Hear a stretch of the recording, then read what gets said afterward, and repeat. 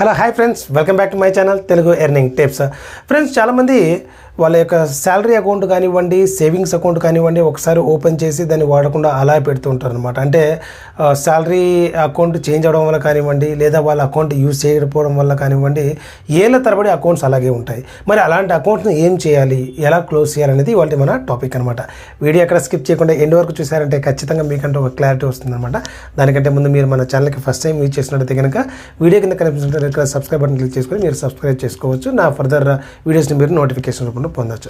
చలో let's go to the topic. Friends, చూడండి, మనం ఓపెన్ చేసినటువంటి సేవింగ్స్ అకౌంట్ కానివ్వండి, శాలరీ అకౌంట్ కానివ్వండి, ఎప్పుడైతే 2 years పైన మనము ఎటువంటి ట్రాన్సాక్షన్ చేయకుండా ఉంటామో ఆ అకౌంట్స్ అన్నీ కూడా డార్మెంట్లోకి వెళ్ళిపోతాయి అన్నమాట.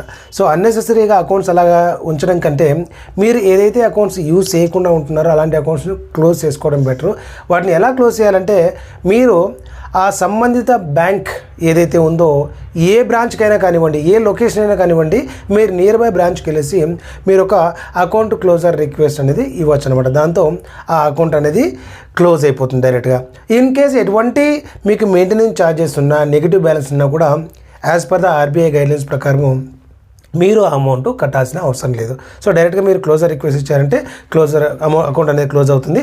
ఇన్ కేసు అకౌంట్లో ఎక్స్ట్రా ఫండ్స్ ఉంటే కనుక ఆ అకౌంట్స్ని మీరు డీడీ రూపంలో కానివ్వండి, లేదంటే వేరే బ్యాంక్ ట్రాన్స్ఫర్ రిక్వెస్ట్ కానివ్వండి పంపించుకోవచ్చు. ఈ విధంగా అయితే మీరు చాలా కాలం వరకు యూజ్ చేయకుండా ఉన్నటువంటి బ్యాంక్ అకౌంట్స్ని అయితే ఈజీగా క్లోజ్ చేసుకోవచ్చు అనమాట. ఇన్ కేసు మీరు ఫ్యూచర్లో ఏదైనా అకౌంట్ ఓపెన్ చేయాలంటే మళ్ళీ కొత్తగా అకౌంట్ అనేది ఓపెన్ చేసుకోవచ్చు, నో ప్రాబ్లం. బట్ కాకపోతే మీకు ఇన్యాక్టివ్లో ఉన్న అకౌంట్ని మళ్ళీ రీయాక్టివేట్ చేసుకోవాలంటే కేవైసీ అనేది ఇవ్వాల్సి ఉంటుందన్నమాట. సో ఇది ఇవాళ మన చిన్న అప్డేట్ వీడియో. చాలామందికి యూజ్ అవుతుంది అనుకుంటున్నాను. వీడియో నచ్చితే ఖచ్చితంగా ఒక లైక్ అయితే చేయండి. వీలైతే మీ ఫ్రెండ్స్ అండ్ ఫ్యామిలీ మెంబర్స్కి షేర్ చేయండి, ఎవరికైతే ఈ ఇన్ఫర్మేషన్ రిక్వైర్మెంట్ ఉందో. మరిన్ని అప్డేట్స్ కోసం మిస్ అవ్వకుండా మన ఛానల్కి సబ్స్క్రైబ్ అవ్వడంతో పాటు నా ప్రీవియస్ వీడియోస్ ఒకసారి చూసారంటే ఖచ్చితంగా మీకంటే ఒక మంచి నాలెడ్జ్ దొరుకుతుందని చెప్పేసి నా అభిప్రాయం. చలో, see you in the next video. Till then, take care, by.